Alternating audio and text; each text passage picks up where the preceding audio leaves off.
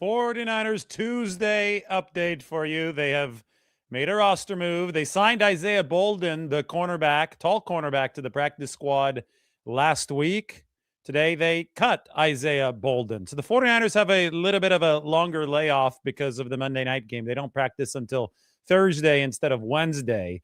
They didn't try anyone out today. They might try somebody out tomorrow, but for sure before practice on Thursday, the 49ers will sign another player to fill that spot left behind by Isaiah Bolden. So we're going to do a couple things in this show. I've got some awesome quarterback numbers to show you. That this is the crazy one that I put up yesterday, but I just have to keep on reminding people that the 49ers have two of the top four quarterbacks in the league when it comes to success rate. We've got another really cool Brock Purdy stat here. This is third down EPA on the y-axis. Look, it's all these quarterbacks, and then this is starting to remind me of 2023. Brock Purdy, a complete outlier, far and ahead of everyone else on the quarterbacks down on third down. But first, a roster check-in here as we do have this Thursday news. The roster check-in is going to happen on the spreadsheet. Here you guys go. And this is where the 49ers are at. I had Isaiah Bolden on here on the practice squad near Eli Apple at that cornerback position. Derek Canteen playing safety for the 49ers now. He's a versatile guy, though. No more Bolden. That means the 49ers have an empty spot on their practice squad. So we'll see what San Francisco does with it. They are at 53 of 53 on the 53-man roster. There may have to be some maneuvering a little bit later this week, depending on Yetur Gross-Matos. If he is activated from injured reserve, his practice window has already been opened, then Yetur is going to need a 53-man roster spot. That would require the 49ers moving someone to an injury list or just outright cutting or waiving somebody. We have yet to know what they're going to do in that regard. Kyle Juszczyk, by the way, should no longer have injury shading. He is playing through a fractured rib, but he was able to go for the 49ers against the Tennessee Titans. Yesterday, I gave you the update to let you know that Sam Okawanu and Tatum Bethune are both expected back to practice from their high ankle sprains. Jordan Elliott also expected back this week. He was hurt during warm-ups or before warm-ups in the locker room for the 49ers. Nick Martin, that one is a little concerning to me because he currently is in the concussion protocol, and he's been there ever since the Browns game. And you always worry about concussions. I know those are a little bit more mysterious often. The human brain and the impact of a traumatic sport like football and the human brain is something that has been given a lot of study over the course of the past couple decades, but it still feels like it's the part of the body that we know the least about. And Nick Martin was hurt in that game against the Cleveland Browns. The 49ers then went on their bye week, and then they returned to practice for the game against the Tennessee Titans, and we didn't see Nick Martin at all because of the concussion protocol. He was off on the side, I believe, at one point for the 49ers, but obviously not progressing quickly enough to return to practice.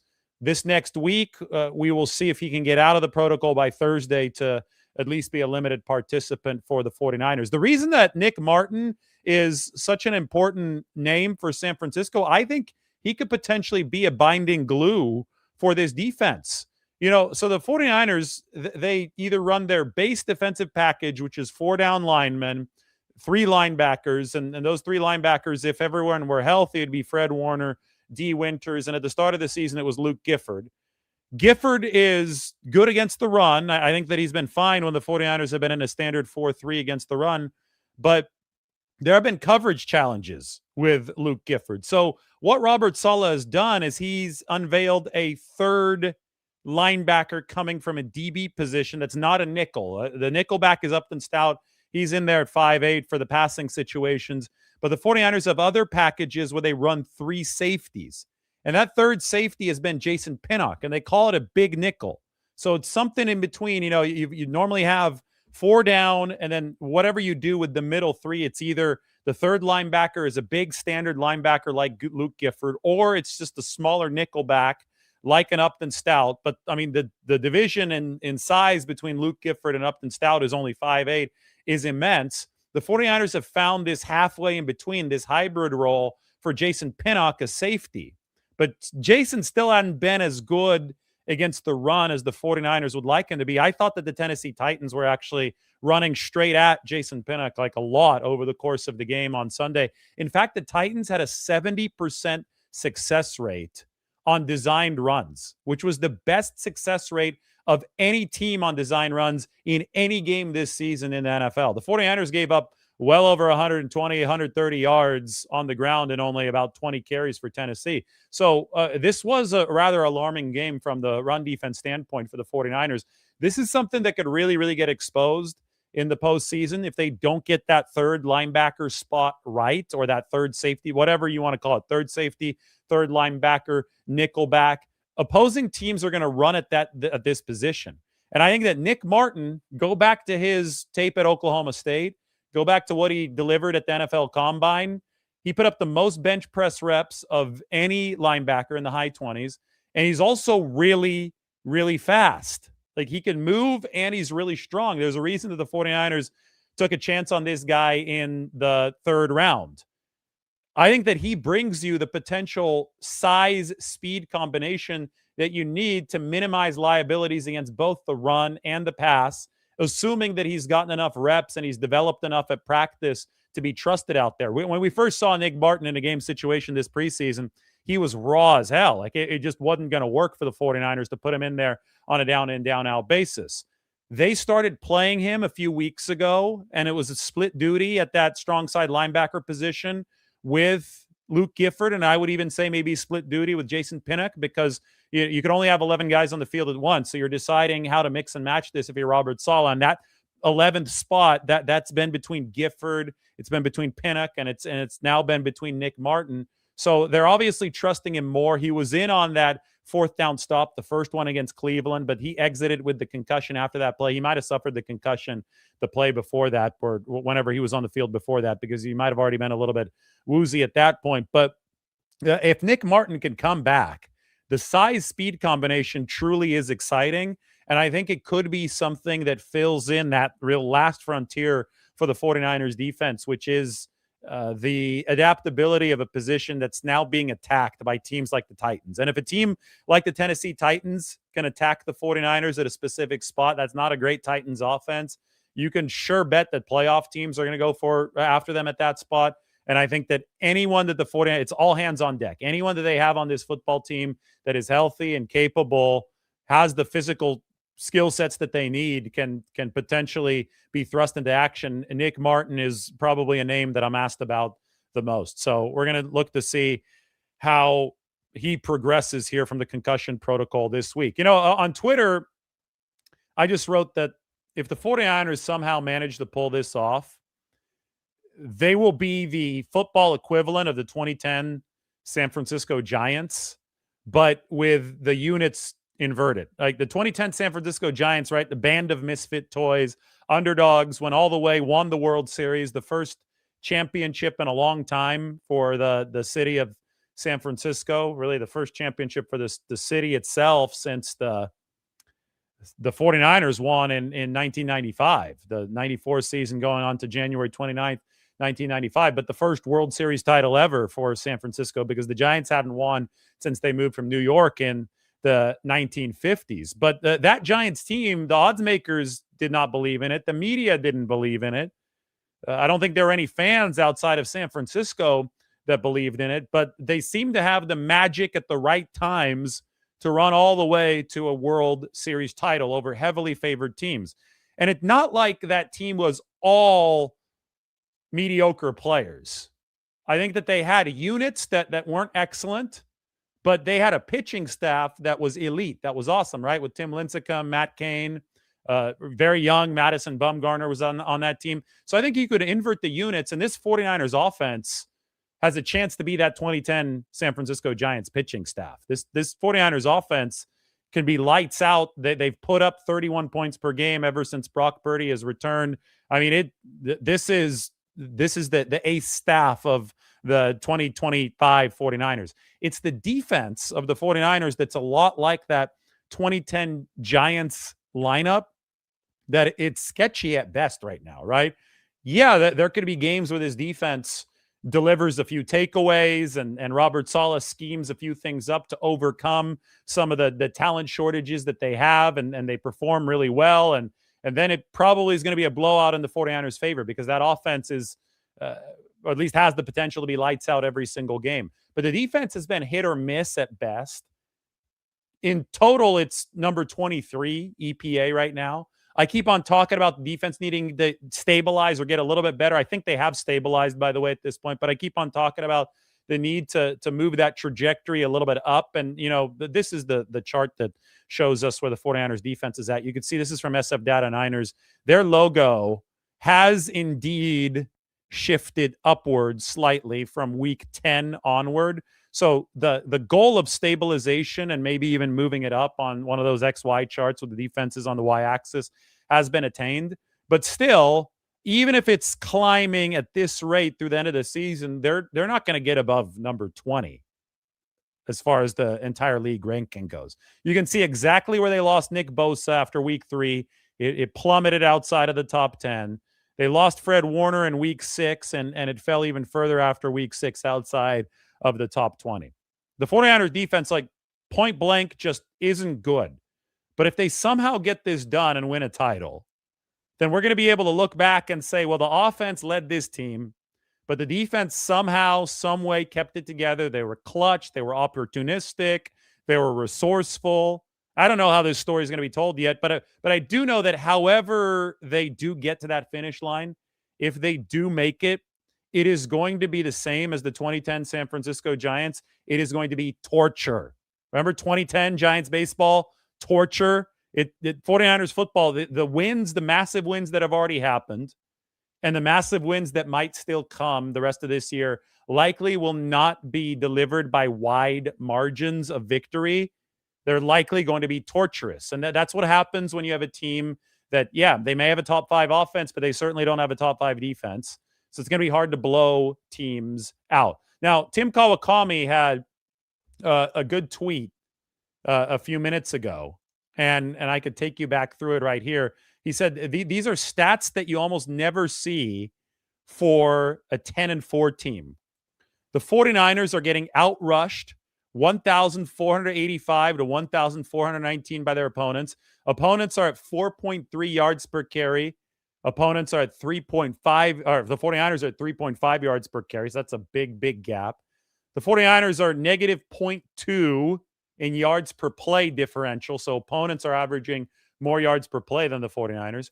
The 49ers have taken 22 sacks, yet they've administered only 16 sacks.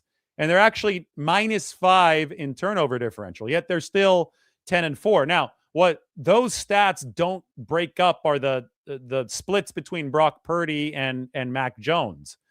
But both Purdy and Jones, especially relative to their respective jobs, have done amazing, amazing work for the 49ers this year. And also what those stats don't bring are the special teams contributions of this 2025 49ers team. They are averaging an added 4.5 points or so per game through special teams. They have been the best special teams unit in the entire league ever since week 2, ever since they added Eddie Pinheiro. They cut Jake Moody. They added Eddie Pinheiro. They're adding basically the average point spread in an NFL game to their expected team value per game through exemplary play on special teams. So if you think we go through all the stats that Tim put up there, and it's been Mac Jones and Brock Purdy as the quarterback for the 49ers over the course of this season, and yet that's still statistically, on average, they are behind in all of those key metrics.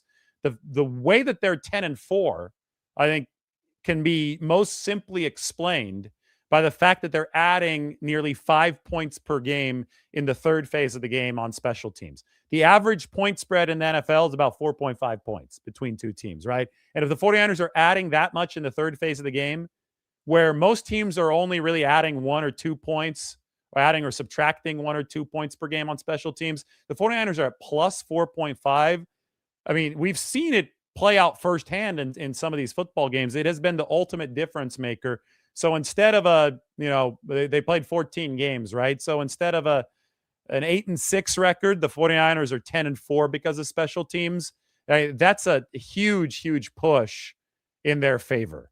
And I think that when we compare this to the 2010 San Francisco Giants and you talk about winning torturously, when you talk about winning sloppy, and special teams fits right into that because it's an area of victory that a lot of people don't often consider, right? They think about offense, they think about defense, and they're like, oh, special teams, don't screw it up. I mean, that was the 49ers mentality for years on end, and the special teams did screw it up more often than not. This year, it's actually going out there and providing the winning difference.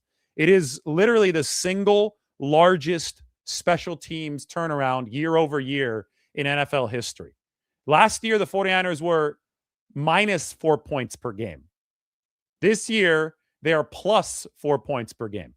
They've added a touchdown of value per game, touchdown and a 2-point conversion of value per game from 2024 to 2025 without even touching contributions on offense or defense.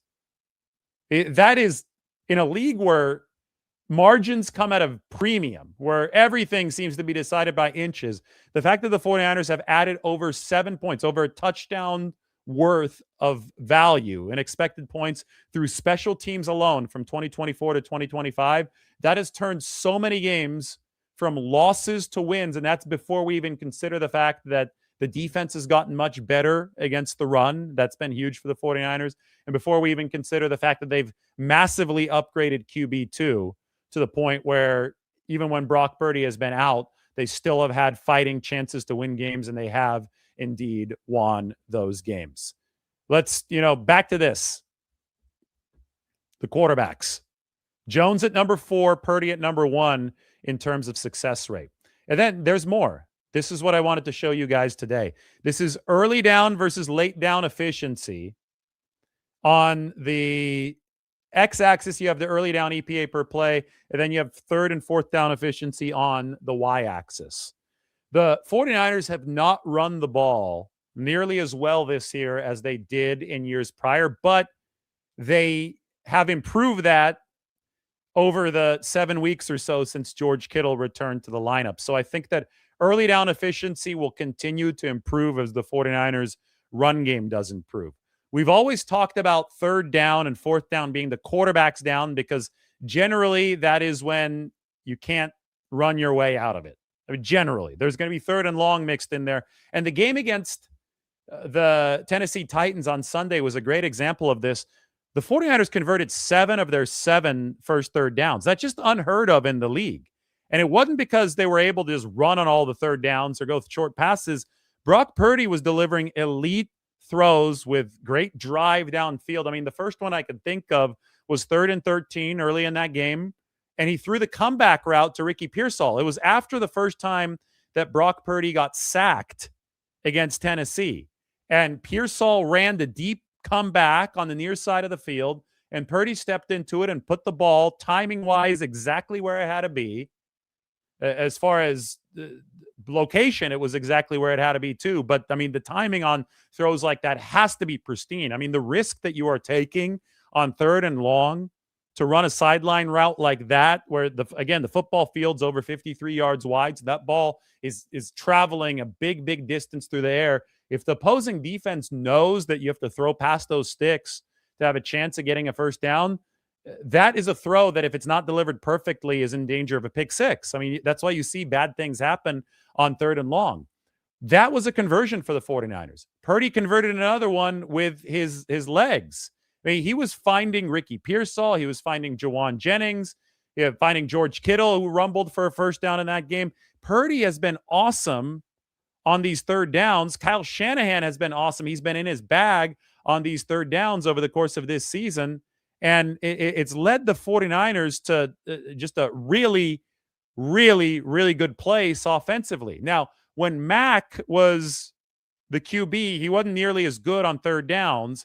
But the 49ers, I think, delivered a little bit more of a safe, systematic approach for Mack to succeed. Remember, they were just focused on short passes, hogging the ball. I think that's why you saw the early down expected points added per play better for Mac Jones. That's why he's further to the right on this table. But when push comes to shove and the quarterback has to execute tough throws with no threat of a run game to help him, then I think that's where Purdy has stood out over every single quarterback in the NFL ever since he joined the league. And this year especially. I mean, this is true outlier territory for Brock Purdy at the very, very top of this XY chart. So appreciate it while you watch it, because there's no other NFL quarterback that is performing at this level on the quarterbacks down. I mean, this is a real checkmate for those people who say that Purdy isn't any good. There is no other way to explain a QB consistently being as good on third down as Brock Purdy this year, other than saying that quarterback knows how to play the game of football. He's got the arm strength to succeed with the longer throws that the 49ers need on third and long. He's got the legs to get the 49ers to convert on some of the third and short, some of the third and mediums. He's got the decision-making prowess, the vision, the accuracy to deliver on anything in between. And, you know, the most important thing is that he fits really well with what Kyle Shanahan is calling. And Kyle Shanahan, I think after a down season play calling wise, and it makes sense, he didn't have Christian McCaffrey last year. It just was a tough season all around for the 49ers. I think Kyle has successfully reset, and the partnership between him and Purdy, and then also the partnership between him and Mac Jones, has been absolutely immaculate for the 49ers. I mean, this is the stat of the year, right? Purdy and Jones both in the top 4 of success rate, and that is the percentage of plays that generate a positive EPA in the course of a quarterback's dropbacks. I'm going to open this up for some questions. I'm really excited for Thursday Night Football. I don't know about you guys, but I mean, it's got massive implications for the 49ers, because if the Seahawks somehow win, I don't say somehow, they're at home, and one could argue that Seattle is actually a better team than the Rams. Look, the DVOA, defense adjusted value over average for the Seattle Seahawks, is actually better. Isn't that crazy? You see it right here. DVOA says that the Seattle Seahawks are 43.5% above the NFL average. The Rams, 43.3%. These are the best teams ever by DVOA through 14 games since it was began being tracked in 1978. RIP to the 2023 49ers, who were the third best team of all time at that point. But the Seahawks and the Rams are teams number 5 and 6, respectively. They play on Thursday night. If Seattle can win this game, then the 49ers will have a clear path to the Super Bowl. And it's by winning games as the favorite. And I'll explain. Because the Seahawks win, the Rams are no longer the 49ers' worry for the 1 seed. The 49ers just need to worry about themselves. They would need to beat the Colts. They would need to beat the Bears. They're going to be favored in both of those games. Then they would need to beat the Seahawks at home. But there's a decent chance the 49ers will be favored over the Seahawks at home in Week 18. I know that's a break from what I've been saying in the past. I thought that Seattle might be favored, but there's been a twist that I think may put the 49ers in the driver's seat, at least when it comes to the odds of that game. If you're able to do that, if you're able to run the table, then the 49ers would be the 1 seed, and then they would just have to win 2 games at home in the postseason to make it to a home game for the Super Bowl. And that's how real this is getting for the 49ers. It seems to have escalated quickly, but they've won 4 straight games. They've averaged 31 per game over those 4 games. Brock Purdy has returned over those 4, and the rest of the league is really flawed. There's no great team in the NFL. Maybe the Rams, but I don't like their special teams. And 49ers fans should know from experience that special teams is a very, very needed component of this. I would even say that let me get to this right here, how the 49ers have performed over the past 4 weeks. We can take a look at the rest of the league over the past 5. And this is why I think the 49ers might be favored over the Seattle Seahawks come that Week 18 game, or at least why I think the 49ers might have a chance to really beat the Seattle Seahawks. Seattle is not playing nearly as good offense as they were earlier this season. I mean, they came out completely dominating early this season. I know the 49ers, they didn't come out dominating week one because the 49ers had Bosa and they had Warner. But after that, Seattle really took off. However, look at where the Seahawks have been ever since week 11. And if we move this back to week 10 to gain an even larger sample, it's been even worse for Seattle. The x-axis is the offense axis. The Seahawks are on the left side of the median line. They've been a below average offense for the past month and a half of the season. Sam Darnold is not fitting throws into tight windows anymore. That's exactly what Brock Purdy is doing. Kyle Shanahan said the other day, if you're not fitting throws into tight windows, you're not going to score a lot of points. The Seahawks aren't scoring a ton of points. I mean, as the weather has gotten colder this year, as teams have adjusted to JSN and Sam Darnold, this Seahawks offense has really started to struggle. Now, they're still one of the best defenses in the league. I get that. They're still probably going to be in a similar tier as the 49ers. But over the past 5 weeks, San Francisco has been playing better football, maybe against worse competition. We'll see what the Seahawks do against the Rams. Now, this does make us question Seattle's ability to beat the Rams, obviously, because the Rams are a really good team in the upper right quadrant of this graph. But Seattle does have them at home. Seattle does have a monster of a defense. Matthew Stafford and the Rams just lost to Carolina, who definitely, I think, is worse than the Seattle Seahawks. So, I mean, it's really anybody's one seed, anybody's league at this point. Just something to keep in mind, though. The Seattle Seahawks have not been nearly as good offensively over the course of the past several weeks.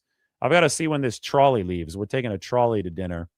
So I am doing a quick search, getting directions, because we want to be on time. Shout out to Mark and Byron in case they're watching.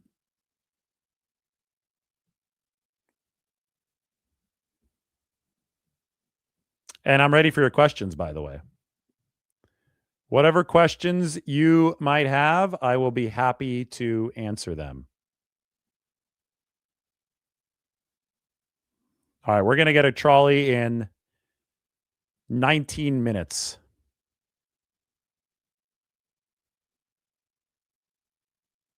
So we have time to talk. Perfect.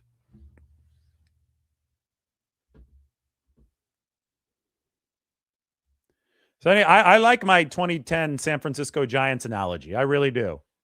And I think it would be especially poetic if the 49ers were able to get this done this year, just like it was poetic that the Giants got it done in 2010, but weren't able to do it in 2001, 2002, 2003, 2004. Though, especially 02 and 03, those were juggernaut teams with Barry Bonds and Jeff Kent and a lot of really, really good players. And they weren't able to win a World Series. They weren't able to bring home the bacon.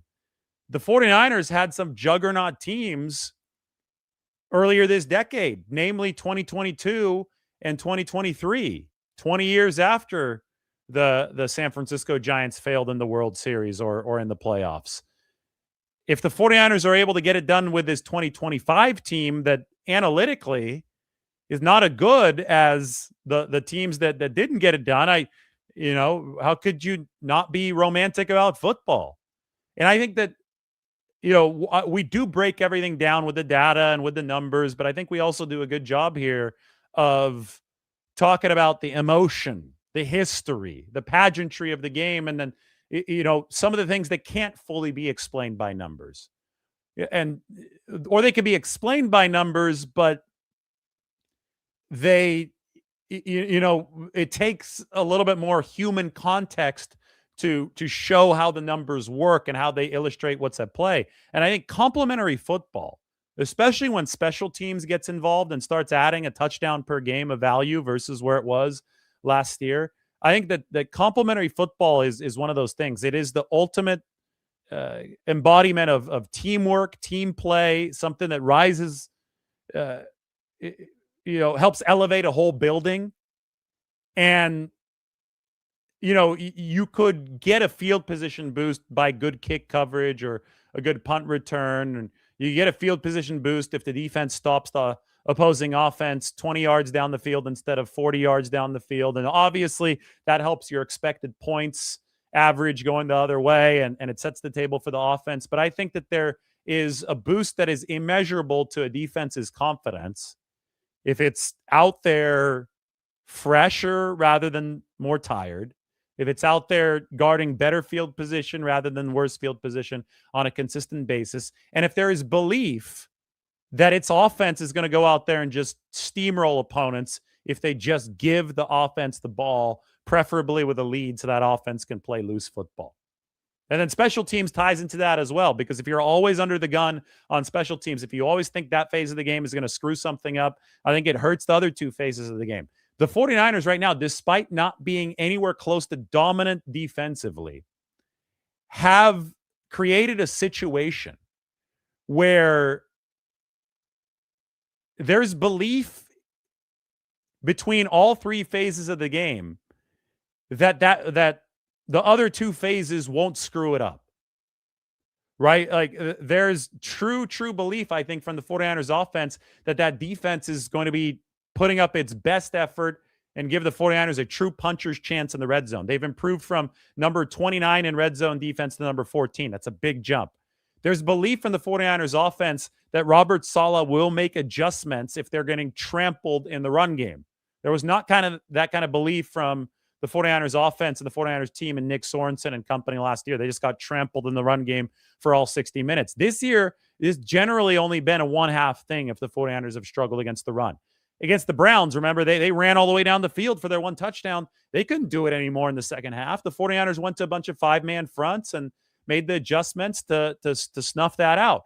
And I think there's obviously constant belief from the defense and the 49ers offense. The offense has earned that, especially with Brock Purdy under center. And then there is no longer this underlying sense of dread that even if the offense and the defense play like absolute juggernauts, that the special teams is going to come in and pour gasoline on everything and then just toss a match on it. Yeah, that happened to the 49ers, and it happened before the Shanahan era too. I was at the 2011 season NFC Championship game with Kyle Williams, and I know the offense wasn't playing well in that game. That was the inverted kind of thing, right, for the 49ers in 2011. They had a great defense. They had about the number 20 offense in the league. It was an offense that you hoped, it was like this year's defense. You hoped that they would give you enough in certain situations to get the job done. And they had an awesome special teams. But the great irony of that game was that it was special teams with those fumbles on those punt returns that did the 49ers in. So you want to avoid those types of nightmares. And that's when you give yourself a true fighting shot in a league that has got a whole lot of parity. All right, I am reading some of your questions. Let's go. Isaiah Bolden, the cornerback, is cut. We'll see who the 49ers add to the practice squad to fill in for that. Then we're going to see who all does indeed return to practice on Thursday. I have a cool interview that I'm going to be dropping tomorrow. Talk to Doug Bryan, former NFL kicker, was in the league for 12 years. Was actually a third-round draft pick of the 49ers, who was the rookie kicker on their last Super Bowl winning team in 1994. A lot of cool stories. It's been a year where the 49ers special teams has been absolutely awesome, so I figured I'd give some spotlight to that phase of the game in a video tomorrow that's also going to feature a look at the 49ers history with Doug Bryan, the former Cal and former 49ers kicker. He then went to the New Orleans Saints after the 49ers cut him in 1995. He just showed that a change of scenery can do a lot of good for a kicker, but he did win a Super Bowl ring with the 49ers in that 1994 season.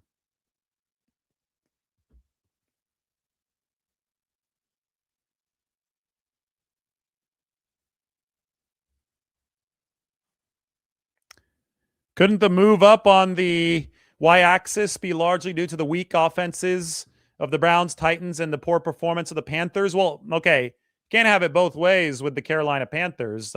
Maybe one of the reasons they had a poor performance is that they played the 49ers. But yes, I mean, this is something that I acknowledged when I put some of this data up there, is that the 49ers have not exactly played a murderer's row of offenses over the course of time that they've put this much better team tier performance together. Let's get to the 49ers in this one, by the way. Here they are. This is what we're talking about. For the whole season, they're down here defensively. Over the past 5 weeks, they're up here. So they are trending in the right direction. And yes, it is because they haven't faced the best offenses in the league. I get it. But they can only perform against who's in front of them. And you can't discount the Carolina Panthers, who actually have been playing solid offense over the past 5 weeks. This is where the Panthers are. They're right where the Detroit Lions are. I mean, the Panthers did really well against the good Rams defense. So nobody's saying this 49ers defense has turned a corner. I think the Tennessee Titans game verified that. But what we are saying is the 49ers have showed signs of real improvement on defense and stabilization on defense to get themselves up to a level over the past few weeks, or stabilize the defense in a way. I've got another graphic for that. Stabilize the defense in a way that should be complementary to their surging offense. Here's what the stabilization looks like. I think this is the graphic that you were talking about. It bottomed out around week 10. That was after they played the Rams, and it's gotten a little bit better since then. Phillip Rivers and the Colts are going to present a different type of challenge for the 49ers. It's not going to be like the healthy Daniel Jones Colts, but I think it could still be a very, very interesting game, given the fact that Jonathan Taylor, one of the best running backs in the game, is on the other side. Good weapons for the Colts. I love the rookie tight end, Tyler Warren. We'll see if the 49ers can continue the uphill march here with their defense.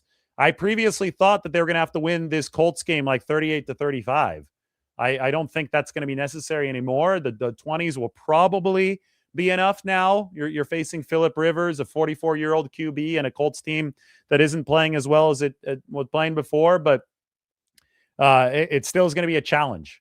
And the Bears are going to be a challenge too. They run the football really well. Ben Johnson can scheme the crap out of anybody. So it's not meant to be easy, but this league has already tested the 49ers in profound ways this season, and they've passed those tests with flying colors. They are 10-4, despite some statistical red flags, and a lot of it is because they're so good on special teams. Their QB play has been so good, and yes, they've got a badass as their defensive coordinator in Robert Saleh. All right, that's your news for today. The 49ers make that one roster move. We go over a lot of strategy, and I will finish with this. Somebody said Caleb Williams is better than Brock Purdy. That person should never talk about football again. That's how I'm going to end the show. We'll go talk to you guys very soon. Have a good dinner.